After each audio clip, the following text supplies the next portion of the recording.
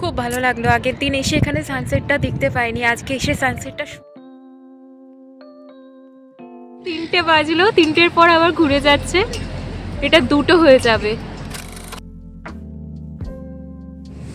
Good morning everyone, কেমন আছো তোমরা সবাই? আশা করি তোমরা সবাই খুব ভালো আছো আর আনন্দে আছো। আমরাও বেশ ভালোই আছি। আজ 5 এপ্রিল শনিবার। আদা আর এলাচ দিয়ে বেশ ভালো করে 2 কাপ কড়া করে চা করেছি, তবে চিনিটা দিইনি, জাগেরি পাউডার দিয়েই খাচ্ছি। দুধ চা করলে দুধটা ফুটে ফুটে বেশ মিষ্টি হয়ে যায়, তাই জন্য অতটা চিনি লাগেও না দরকার। এখানে আস্তে আস্তে এবার ঠান্ডা পড়ছে, মোটামুটি টেম্পারেচার ওই ধরুন 10 ডিগ্রি থেকে 17-18 ডিগ্রির মধ্যে ঘোরাফেরা করছে। তাই জন্য বাইরের এই ঠান্ডা ওয়েদারে একটু এই স্যুপ নুডলস খেতে ভীষণ ভালো লাগে। 2টো এগও ওর মধ্যে দিয়েই পোচ করে নিয়েছি, একটা বলেই নিয়ে নিয়েছি কারণ সবই তো আবার সে আমাকেই বাসন মাজতে হবে, তাই জন্য আর বেশি কিছু বাসন করলাম না। আজকে 2টো রুটিই শুধু আমাকে রান্না করতে হয়েছে জানেন। লাঞ্চে পোলাও ছিল, চিকেন ছিল, ফুলকপির রোস্টও ছিল। পোলাওটা একজনের মতো ছিল। সোমনাথ তো রুটি খেতে অতটা ভালোবাসে না, তাই আমি নিজের জন্য 2টো রুটি করে নিলাম, আর ভাত টাত বসাতে হলো না। সকালের দিকে রান্না বান্না বেশ শর্টকাটেই সারা হয়ে গেছে। তো আমি শান্তনী, আমার নতুন একটা ব্লগে তোমাদের সবাইকে স্বাগত জানাই।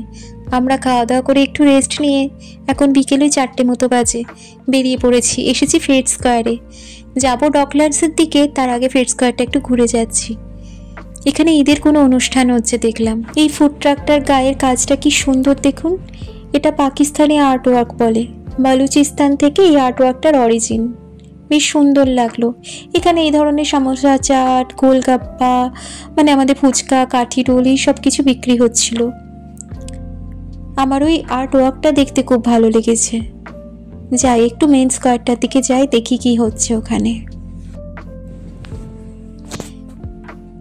এখানে ওই আতর, তারপর বিভিন্ন ধরনের সেন্ট, ওইগুলো বিক্রি হচ্ছিল। কয়েকটা ফুড স্টল ছিল, তবে খুব বেশি কিছু ছিল না, এটাই আমি দেখে অবাক হলাম। আমি ভেবেছিলাম ঈদের অনুষ্ঠান হচ্ছে, হয়তো অনেক কিছু ফুড স্টল থাকবে।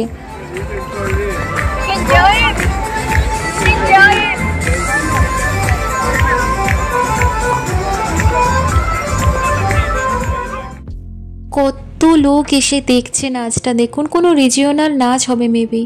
আমি এই নাচের স্টাইলটা কোনো টার্কিশ কোনো মুভি বা সিরিয়ালে দেখেছি যতদূর মনে পড়ে আমার। ওয়েদারটাও আজকে খুব ভালো, রোদ্দুর দিয়েছে দারুণ সুন্দর, আর আকাশ একদম ক্লিয়ার, হালকা একটা হাওয়া দিচ্ছে, তাই টেম্পারেচার অনেক কম হলেও বেশ ভালো লাগছিল।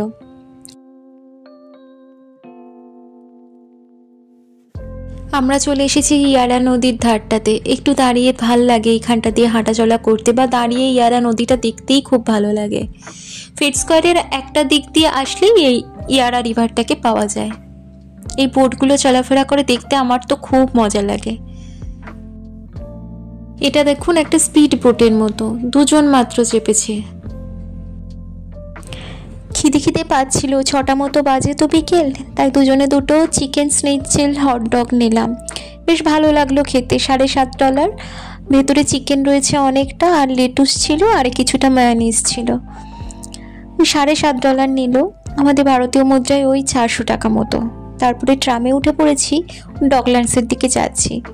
আগের দিন তো দেখিয়েছিলাম, একদিন যেদিন এসেছিলাম ডকল্যান্ডসে, এখানে মানুষজন প্রচণ্ড মাছ ধরে। আজকেও অন্যথা নয়, আজকেও অনেককে দেখলাম, তবে আমরা আজকে আগের দিন যেখানটাতে গেছিলাম সেখানটাতে দাঁড়াচ্ছি না, আর একটু এগিয়ে এই রাস্তাটা ধরে যাচ্ছি, যেখানে সানসেট হয় ওই দিকেই একটা রাস্তার পয়েন্ট রয়েছে, সেইখানে যাব। এই যে আমরা পৌঁছে গেছি, এই সেতুটা ধরে এগিয়ে এলাম, আর একটু এগিয়ে ওই জায়গাটাতে যাব, ওখান থেকে প্রপারলি সানসেটটা ভালো করে দেখা যায়। দিয়ে পুরো আমরা এখন জলের মাঝখানটাতে দাঁড়িয়ে আছি। এই যে সেতু মতো করা আছে, এখানটাতে দাঁড়িয়ে আছি, আর সামনে সানসেট হচ্ছে। খুব একটা হাওয়া নেই, ভীষণ ভালো ওয়েদার। এই যে সানসেটের সময় প্রায় হয়ে এসেছে। সূর্যটা অনেকক্ষণ আগে থেকে বেশ ধীরে ধীরে ধীরে ধীরে নামে, তারপর পুট করে নেমে ভেতরে ঢুকে যায়। চারদিকে লাল আভাটা কি দৃশ্যটা মোহময়ী করে তুলেছে না, অপূর্ব লাগছিল। খুব ভালো লাগলো। আগের দিন এসে এখানে সানসেটটা দেখতে পাইনি, আজকে এসে সানসেটটা সুন্দর দেখতে পেলাম। আর তোমাদের জন্য আমি ক্যামেরাবন্দিও করেছি, দেখেছো। অন্ধকার হতে চললো, এরাও মনে হয় এবার নিজেদের ঘরে ঢুকে যাবে। সানসেট হয়ে যাওয়ার পর জলের কালারটা আর নীল লাগছে। দিকটা ফেরার আগে আর একবার দেখিয়ে দিচ্ছি, চলো। সারা দিনে প্রকৃতি কতবার নিজের রংটাকে বদলায়, কত রঙে সেজে ওঠে, তাই না? জানি না ক্যামেরাতে কতটা বন্দি করতে পারলাম, তবু ধরে রাখলাম। আমি আবার আসবো এখানে। আজকে মন প্রাণ জুড়িয়ে গেল। পুরো ফাঁকা পেলাম না আজকে ট্রামটা। এখান থেকে ট্রামটা জেনারেলি ফাঁকাই থাকে, যতবার মোটামুটি চেপেছি মোটামুটি পুরো ফাঁকা পেয়েছি। বাড়িতে এসে কি মনে হলো যে একটুখানি বিরিয়ানি ট্রাই করা যাক। একটুখানি মাংস রান্না করা ছিল আগে, 4 পিস মতো আছে, সেইটাই আর কি। একটুখানি আলু ভেজে নিচ্ছি, আলু বেশি ছিল না, আর তাতেই বিরিয়ানি মশলা টশলা দিয়ে একবার টেস্ট করে দেখবো মশলাগুলো সব কীরকম কি। তার জন্য ভাতটা হচ্ছে, তা পেঁয়াজটা বেরেস্তা করে নেব। এখানে দুধটা গুলে রেখে দিয়েছি, আর এখানে সমস্ত ফ্লেভারস, আর এইটার মধ্যে বিরিয়ানি মশলা দিয়ে দিয়েছি। এইটা একটুখানি রান্না করে নেব। এই যে মাংসটা রয়েছে, আর এই ফ্লেভারসগুলো আছে, আর বিরিয়ানি মশলা। একদম শর্টকাট বিরিয়ানি, দেখি কেমন হয়। ওতেই লেয়ার করব। এখানে না বিরিয়ানি বলতে ম্যাক্সিমাম না, সব জায়গাতেই বলা যায় হায়দ্রাবাদি বিরিয়ানিটাই পাওয়া যায়। আর হায়দ্রাবাদি বিরিয়ানিতে ওই আলুটা থাকে না, ওইটা যেন বিরিয়ানি লাগে না। তাই জন্য আরও বানানোর চেষ্টা করছি, যদি ভালো হয় আবার বানাবো। আজকে তো চিকেনটা বানানো ছিল বিরিয়ানি মশলা দিয়ে, জাস্ট ওটাকেই একটুখানি ফুটিয়ে নিয়েছি। তবে চালটা যদি আগে ভিজিয়ে রাখা হতো, চালটা আরেকটু লম্বা হতো। যাই হোক, আমার লেয়ার করে নিচ্ছি, আর একটা ডিম সিদ্ধ করতে দিয়েছি। লেয়ারের পর এর মধ্যেই ডিম সিদ্ধটা বসিয়ে দেব।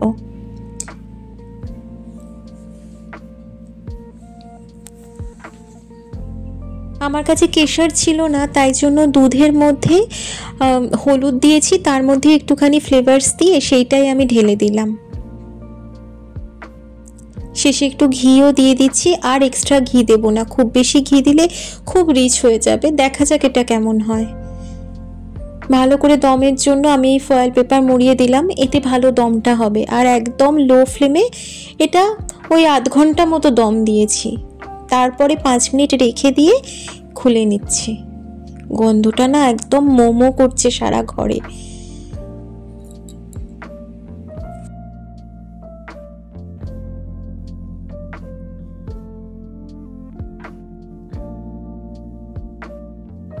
একটুখানি হলুদটা বেশি হয়ে গেছে, একটু সাদা ভাতটা কম হয়েছে। পরে খেতে ভালো হয়েছে, খেলে ওই দুধের মধ্যে যদি হলুদটা একদম না দিতাম, একদম পারফেক্ট হতো। একটু সাদা ভাতের অভাব দেখা দিচ্ছে, কিন্তু খেতে এক্স্যাক্ট কলকাতা বিরিয়ানি হয়েছিল। এখানকার ফ্লেভারসগুলোই মনে হয় খুব ভালো।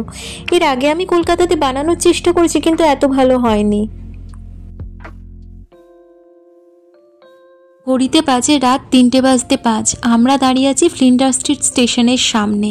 প্রচণ্ড ঠান্ডা এখন, প্রায় 9-10 চলছে। কিসের জন্য এসছি বলছি। আজকে আমাদের দিন 25 ঘন্টা, 24 ঘন্টার দিন নয়। কেন? এই 3টের পরে আবার এটা 2টো বেজে যাবে, মানে 2টো থেকে 3টে, এই 1 ঘন্টাটা আমরা দুবার মাজবো।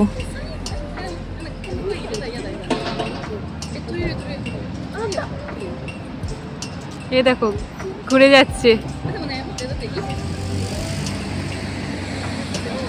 ঘুরে যাচ্ছে, দেখেছো? 3টে বাজলো, 3টের পর আবার ঘুরে যাচ্ছে। এটা 2টো হয়ে যাবে।